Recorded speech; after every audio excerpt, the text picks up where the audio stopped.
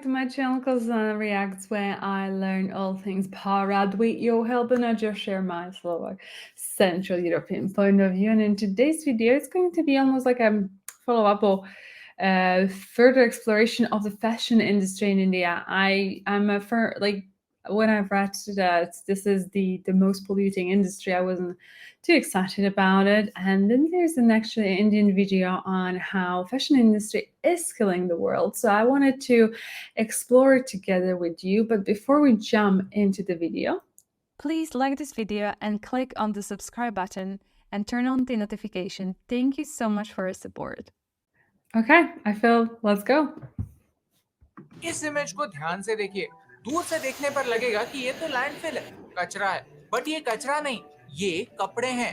Yes, चिले के Atacama desert में इतने कपड़े डंप होते हैं कि वो अब स्पेस से भी दिखता है। इस डेजर्ट लैंडफिल में 60,000 टन कपड़े हैं जिसे आप स्पेस से भी देख सकते हैं। इनमें कोई डिफेक्ट नहीं है, ये अच्छे खासे कपड़े हैं। इनमें प्रॉब्लम बस ये है कि इन्हें किसी ने नहीं खरीदा और फैशन इंडस्ट्री ने इन्हें रिजेक्ट कर दिया। ऐसा ही एक डंप कीनिया में भी है। मुझे ये समझ नहीं आता कि अच्छे खासे कपड़े फेंके क्यों जाते हैं। मैंने थोड़ा रिसर्च किया तो मुझे पता चला the dark truth of fashion. कपड़े, फैशन, लाइफस्टाइल, आज की दुनिया में इन चीजों की हद से ज्यादा कीमत है और ये कीमत चुकाने के लिए सिर्फ पैसे काफी नहीं, दुनिया के 10% एमिशंस के लिए फैशन इंडस्ट्री जिम्मेदार है। आज का वीडियो इसी फैशन इंडस्ट्री के एक ट्रेंड के बारे में है जो हमारी पूरी दुनिया को डिस्ट्रॉय करने वाला है। बात हो रही है फास्ट फैशन की। क्या होता है फास्ट फैशन, इसका हमारी लाइफ पर क्या असर होता है और इससे हमें क्या फर्क पड़ता है। हम दुनिया के प्रॉब्लम्स को एक आसान भाषा में आपके सामने लाना चाहते हैं और उनके बारे में सॉल्यूशंस भी डिस्कस करना चाहते हैं। अगर आपको हमारी बातें अच्छी लगती है तो प्लीज चैनल को सब्सक्राइब या फॉलो करना ना भूलिए। ये आपके लिए तो फ्री है लेकिन इससे हमारी बहुत हेल्प होती है। चैप्टर 1, क्या है फास्ट फैशन। आज global fashion industry 2.5 trillion dollars की हो चुकी है। दुनिया का सेकंड रिचेस्ट इंसान एक फैशन ब्रांड का मालिक है। अगर एक ग्राफ पर फैशन इंडस्ट्री की ग्रोथ को देखें तो एक ट्रेंड साफ दिखता है। 1900 से लेकर 1950s तक फैशन इंडस्ट्री काफी स्लोली ग्रो हुई, लेकिन पिछले 25 सालों में इंडस्ट्री 230% से ग्रो हुई है। ये चमत्कार हुआ कैसे? फास्ट फैशन से। फास्ट फैशन यानी वो स्टाइल जो फास्ट मूव करते हैं, ट्रेंड में जल्दी आते हैं और उतने ही जल्दी ट्रेंड से चले भी जाते हैं। ये पूरी तरह से एक वेस्टर्न कॉन्सेप्ट है। पहले फैशन के 4 सीजन्स हुआ करते थे, spring, summer, autumn and winter. Western देशों में 1980s तक वेदर के हिसाब से फैशन बदलता था। द पॉइंट वाज सिंपल, गर्मी में कोट नहीं पहन सकते और विंटर्स में बॉक्सर्स पहनकर रास्तों पर नहीं घूम सकते। फैशन वाज यूटिलिटेरियन, लेकिन 1990s आते आते ट्रेंड बदल गया। 3 महीनों बाद चेंज होने वाला फैशन कंपनीज को काफी स्लो लगने लगा। अगर लोग 3 महीने बाद शॉपिंग करने लगे तो प्रॉफिट कैसे हुआ? इसलिए इंट्रोड्यूस हुआ फास्ट फैशन। इस कॉन्सेप्ट ने एक साल में 4 सीजन्स नहीं, एक साल में 12 सीजन्स लाए। हर महीने नए फैशन शोज की और नया नया स्टाइल इंट्रोड्यूस किया। ये मॉडल सुपर्ब था। ज्यादा स्टाइल्स यानी ज्यादा सेल्स, ज्यादा सेल्स यानी ज्यादा प्रॉफिट्स और ज्यादा प्रॉफिट्स यानी कंपनीज मालामाल। प्लान तो बढ़िया है। वॉटसन एंड वुल्फ कहते हैं कि यूरोप में साल 2000 के आसपास साल में 2 फैशन कलेक्शंस लॉन्च होते थे। 2011 में ये नंबर 5 कलेक्शंस पर ईयर हो गया।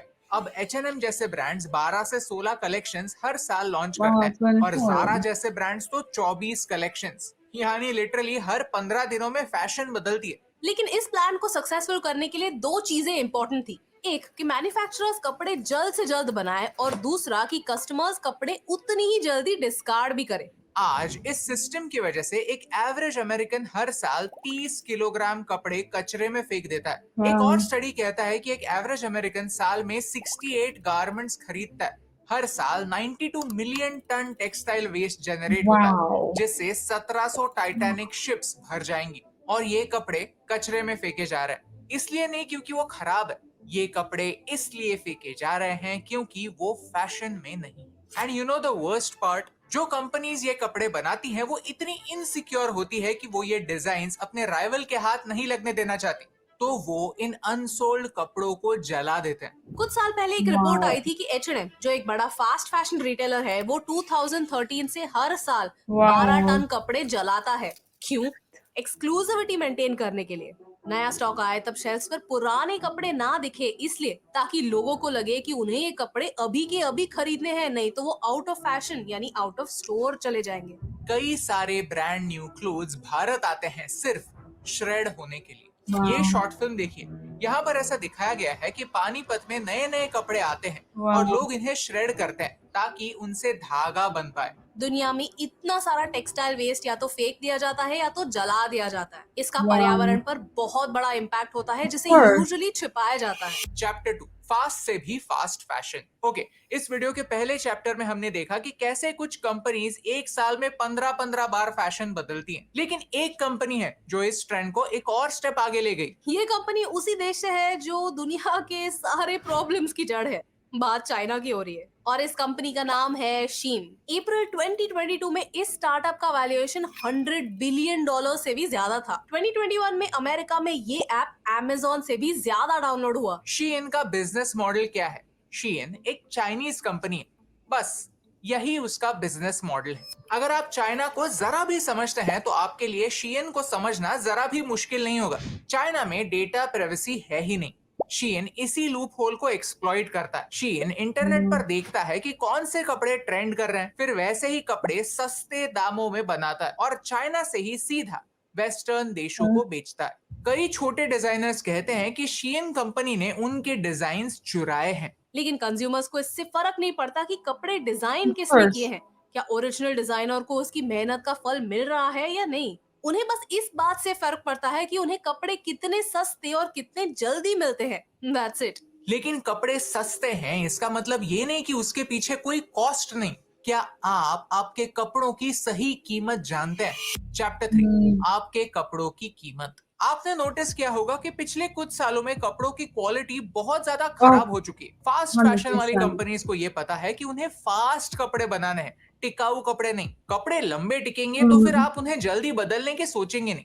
फास्ट फैशन कंपनीज ने सोचा क्वालिटी कम कर ही रहे हैं तो लोगों को पता चल जाएगा, लोग हमारे कपड़े खरीदना बंद करेंगे। तो उन्होंने कहा कोई प्रॉब्लम नहीं, प्राइस भी कम कर देंगे ताकि लोगों को लगे कि इतने कम प्राइस में कपड़े मिल रहे हैं तो एक दो बार चल जाएंगे तो क्या फर्क पड़ता है। कपड़ों का प्राइस टैग तो कम हो सकता है लेकिन उसके दूसरे प्राइस का क्या। कपड़े खरीदने के लिए सिर्फ पैसे खर्च नहीं होते, पानी भी खर्च होता है। फैशन इंडस्ट्री दुनिया की second largest water consuming industry है। फॉर एग्जांपल, एक कॉटन का टी शर्ट बनाने के लिए 2700 लीटर पानी खर्च होता है। ये उतना ही पानी है जो एक इंसान 2.5 साल में पीता है। एक जीन्स बनाने के लिए उतना ही पानी यूज होता है जितना आप 10 साल में पिएंगे। ये है अरल सी, जो कजाकिस्तान और उज्बेकिस्तान के बीच में एक लेक है। ये एक जमाने में दुनिया की लार्जेस्ट लेक में से एक हुआ करती थी, लेकिन आज ये लेक कंप्लीटली ड्राई हो चुकी है।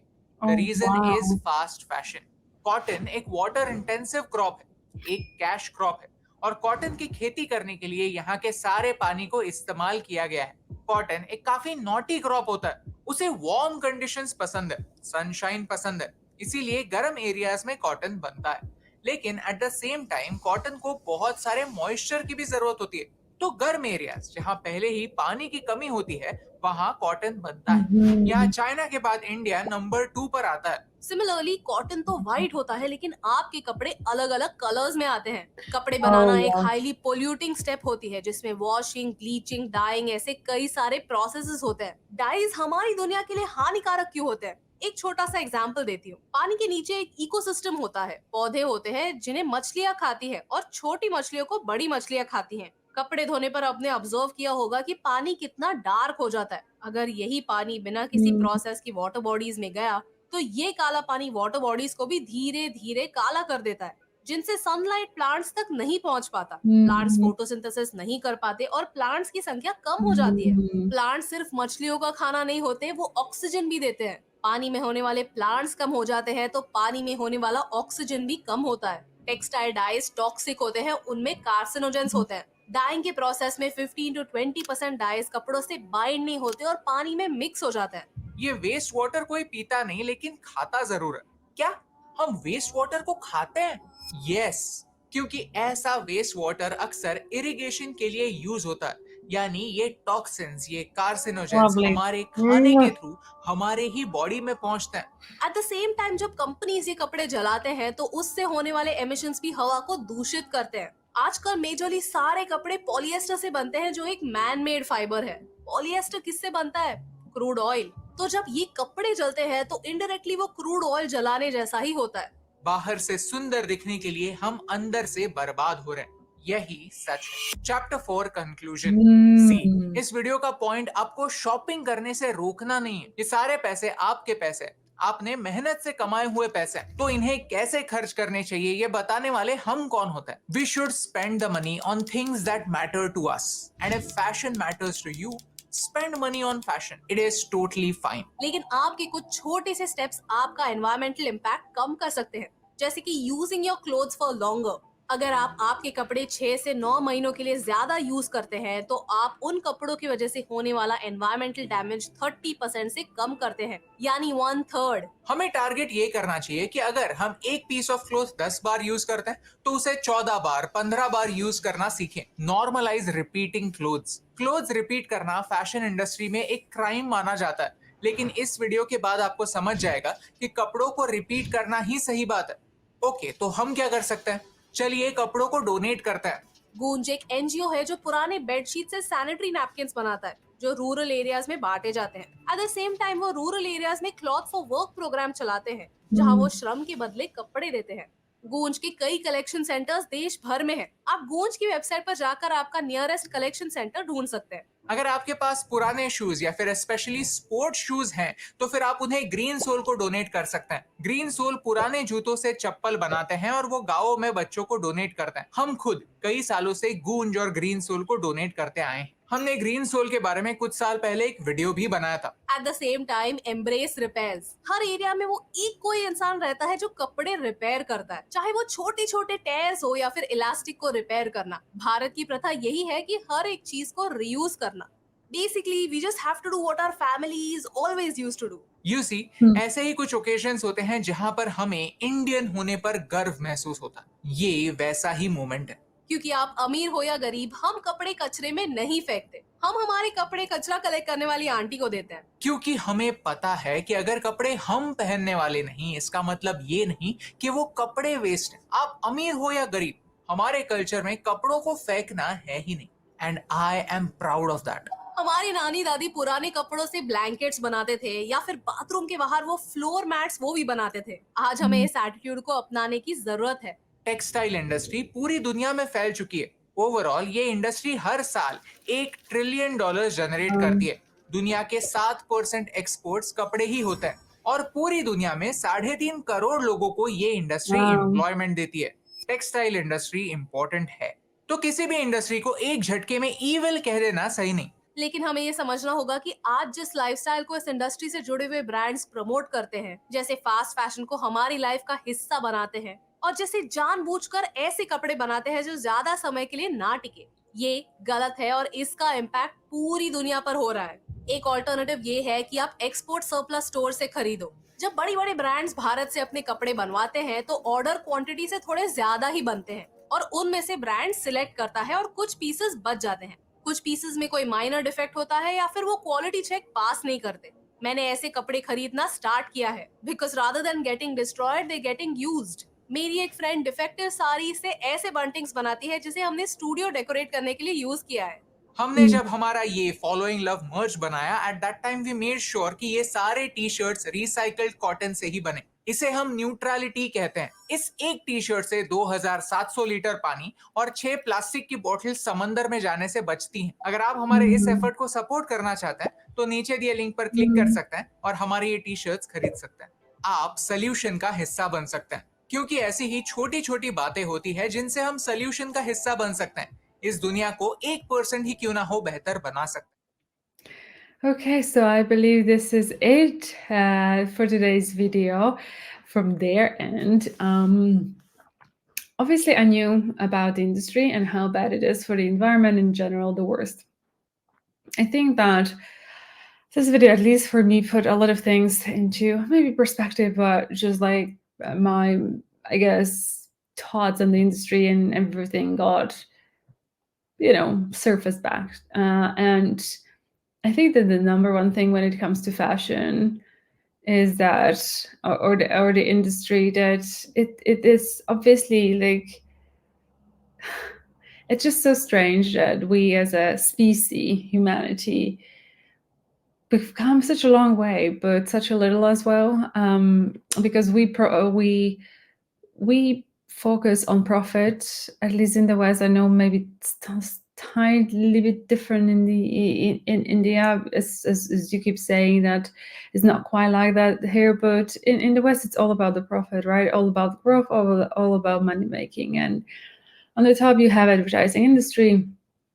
It's not really a fault of advertising industry, they're just doing their job, right? It's like just a part of the ecosystem to sell, the fashion brands, and it just all then comes together. And I think when I was trying to say how little we actually came forward, is that to realize that how everything is connected and how everything has an impact. And I don't know, like obviously, like we live in a very diverse world and everyone has their own unique self-expressions, and they want to wear perhaps clothes or be in the industry because that just feeds their soul. But at the same time, I feel like, and it's just my psychological hat speaking, a lot of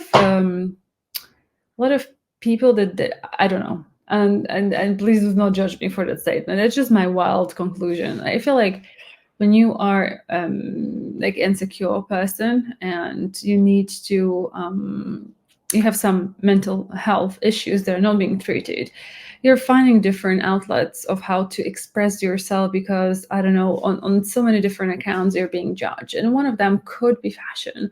And like to wear extravagant clothes and the need to always look good. And also like the Western world, especially America, I feel like they're so superficial in that respect. Like they all just care about the appearances. And we've recently done the video on South Korea. Like it's a perfect example. Like they're just superficial flat out. I don't think they're even ashamed of that. So so then you have that superficial culture driving the values in the society, and it's just like changing the clothes. I'm actually very, very different. Like for me, I have old clothes and I don't buy things that often, simply because I hardly ever like what's in the stores, and I think it's maybe because of that fast fashion. Yeah, hardly, like you just, when you buy something, you want it to actually fit. And I simply don't have time. I don't like shopping. I don't have time to go around the shop and try things on, and then I end up with old clothes. But but what I tend to also do is just to buy. Let's say I have maybe 7 white t-shirts, right? Cotton t-shirts, and I'm just like use them. But I personally, for me, fashion is about simplicity and elegance. If I had a lot of money, I would be only buying Chanel and Dior, because I feel like they're just very elegant, very classy, and I love that look. But it is just, it's all about the profit. That's the sad part. It's all about driving the growth. And I just wonder when the people, sometimes I wonder, like with all these drives to sustainability, at least in here, I don't know what it's like over there in India. I'm like, you're preaching sustainability, but then you're all about the growth. And I think one might not necessarily be exclusive of the other, but certainly there's only that level of growth if you want to be sustainable. And growth will be seen in businesses transforming and stuff. But at the same time, like, I just don't know when the humanity is going to realize it's not about the superficial stuff. Yes, obviously we all have to have clothing, but how about we just go out of fast fashion and just focus on something that's good quality? Like in here during communistic times, you would actually, so communism was really based on the fact that you have a long-term sustainability in mind, which, I don't know, was not sustainable as well. Like, so I don't know, the right, I think, governing model hasn't yet been invented. Because I feel like, as a spiritual person, it all is founded on the very false promises, instead of, focusing on developing yourself as a person.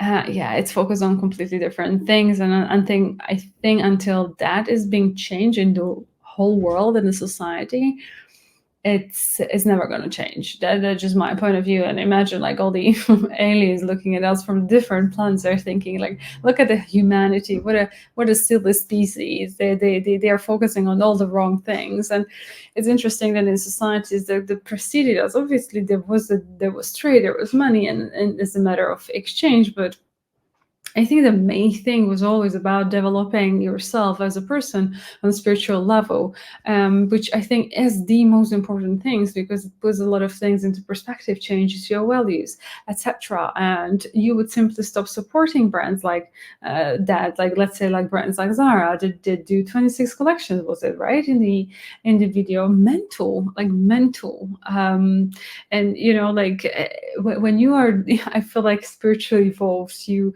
stop paying attention how it's always good to look pretty.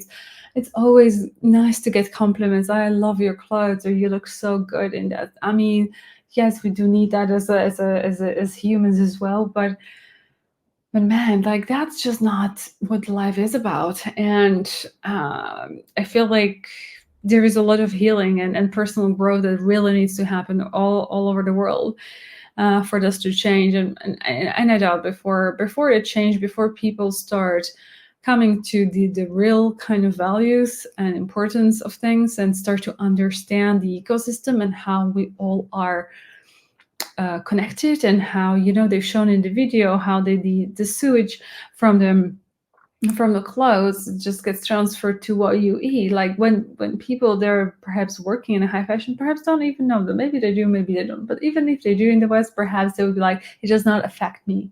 You know, I don't care. You know, I bought my Evian or whatever water, which is, you know, from Glacier, and, you know, the other water I just use for showering. So it still is, at least in the West, it's very individualistic. But I don't think that there is anything wrong with necessarily being individualistic. But if you understand that you operate as a part of a bigger collective, and that what comes around goes all the way back around, and it catches you in the ways you wouldn't perhaps expect, is, I think, what people really need to start realizing. And I think with that being said, I think I'm over my rant. I wonder what you guys thought about this video, and if your thoughts, and what your thoughts are on the industry and the fashion, and how you perceive these things being. Obviously, a lot of manufacturing is happening, and it always affects you as well. So I'd love to know your thoughts on the video in the comments below. And with that being said, thank you so much for watching this video with me. If you did enjoy it, please give a thumbs up, share, like, and subscribe to this channel. And I'll see you next one. Until then, please do take care. I'm sending much love. Bye-bye.